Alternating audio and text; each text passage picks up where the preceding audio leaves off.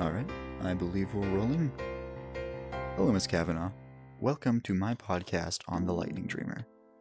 The Lightning Dreamer unfolds in early 19th century Cuba, an era where slavery was widespread and women's voices were largely suppressed.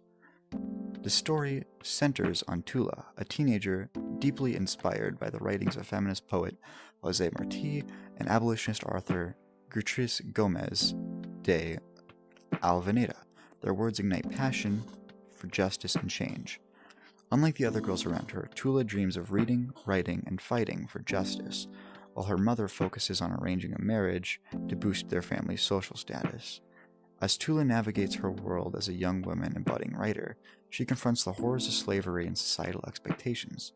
Through poetry, she discovers her voice, befriends orphans and enslaved individuals, and secretly creates plays that challenge societal norms. By the end of the story, Tula boldly rejects an arranged marriage, continues to write, and fully embraces her role as a poet and activist. Let's dive deeper into the theme. Freedom, I believe, is the main theme of this book. Freedom, both personal and political, is a central theme. Engel illustrates this through Tula's inner turmoil and societal challenges she faces. For instance, when Tula declares, "I long to write things that might change the world," on page 23, her personal aspirations are intertwined with revolutionary ideas of transformation. This theme is further highlighted in Tula's experiences at the orphanage and her interactions with the enslaved people. These encounters broaden her perspective, fueling her growth and inspiring her poetry, which become her tool for rebellion and self-expression. I believe Margarita Engel aims to shine a light on the forgotten stories of young women who resisted oppression with creativity and courage. She breathes life into Gertrudis Gomez de Alvaneda's legacy, resonating with readers today. Lines such as "silence is the same as agreeing with evil," on page 57, underline Engel's message, urging young readers, especially in the modern age, to speak up and use their voices even in difficult circumstances.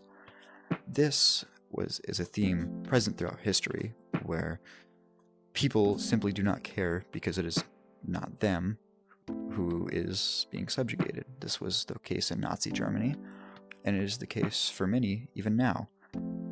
These days, it's easy for people to just lack empathy for others, when everyone has a voice that they can use to speak up against the wrong in this world. For me, this book was deeply thought-provoking. Written in free verse, Tula's voice carries an emotional, almost lyrical quality that carries each line with a rhythm and a sense of music that just touches your soul.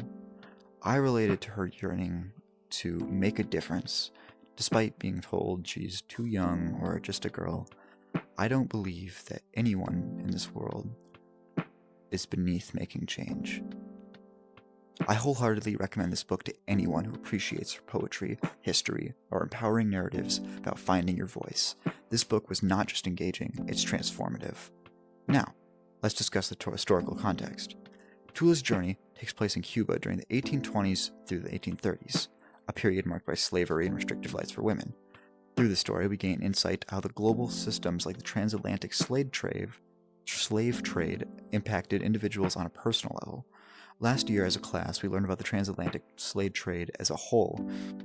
This book focuses more on the personal experiences of someone who lived through the transatlantic slave trade, not as a slave, but as a bystander, and how she, despite being a bystander, fights for helping those who are not bystanders and have to live through it.